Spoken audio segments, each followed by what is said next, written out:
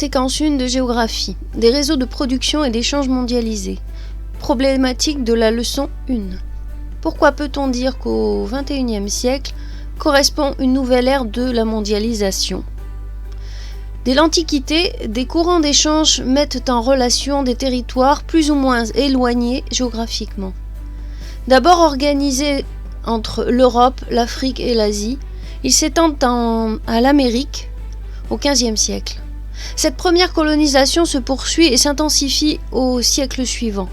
Caractérisée par une très forte croissance, les échanges structurent l'espace mondial. Les flux de marchandises ont ainsi été multipliés par 3,5 depuis 1990, alors que les flux immatériels de services, d'informations et de capitaux progressent rapidement et représentent plus de 20% des échanges mondiaux. Les échanges de biens et de services s'organisent en réseaux. Ces réseaux reposent sur des nœuds qui correspondent aux pôles majeurs de la mondialisation et sur des axes qui correspondent aux grandes routes qu'empruntent les flux à l'échelle mondiale. Toutefois, ces échanges restent fortement polarisés.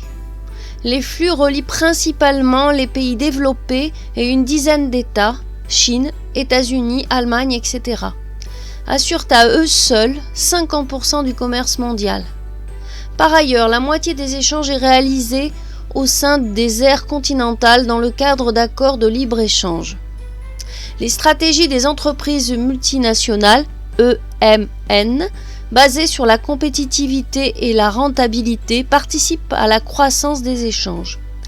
Les EMN organisent leur production à l'échelle mondiale et les étapes de fabrication de nombreux produits, de la conception à l'assemblage, se répartissent entre différents pays. Cette division internationale du travail génère de nombreux flux. Les matières premières et composants sont envoyés pour être assemblés vers des usines implantées dans des pays offrant avantages fiscaux, zone franche, stabilité politique, main-d'œuvre à bas coût, Asie du Sud-Est, Éthiopie. Les produits finis transitent ensuite vers les lieux de consommation, l'Europe de l'Ouest, l'Amérique du Nord. Les EMN sont ainsi à l'origine de la moitié des échanges commerciaux mondiaux. Alors, fin de la première leçon. Les notions entreprises multinationales, donc EMN, entreprises qui possèdent des sociétés dans plusieurs pays. Leçon 2, problématique.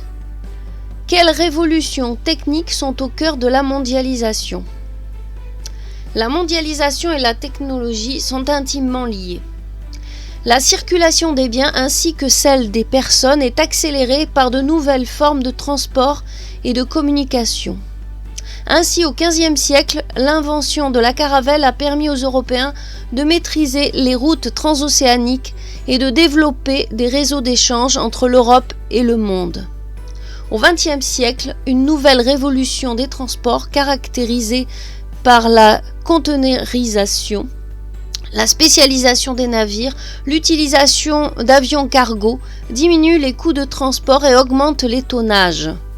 Malgré l'essor du fret aérien, 90% du commerce de marchandises emprunte des routes maritimes et est centralisé dans des grands hubs aéroportuaires ou des plateformes multimodales. Portée par une quatrième révolution industrielle, cette mondialisation dite 4.0 s'appuie sur le développement des flux immatériels. Réseaux satellitaires, câbles sous-marins relient ordinateurs et téléphones mobiles. Cette révolution numérique permet une circulation instantanée des informations et des capitaux aux quatre coins de la planète. Les flux matériels bénéficient également de ces progrès de numérisation, digitalisation des opérations de logistique, plateformes de e-commerce, interconnexion des hubs par les porte-conteneurs et avions cargo. Ces nouvelles technologies permettent de gérer et de contrôler les flux commerciaux en temps réel.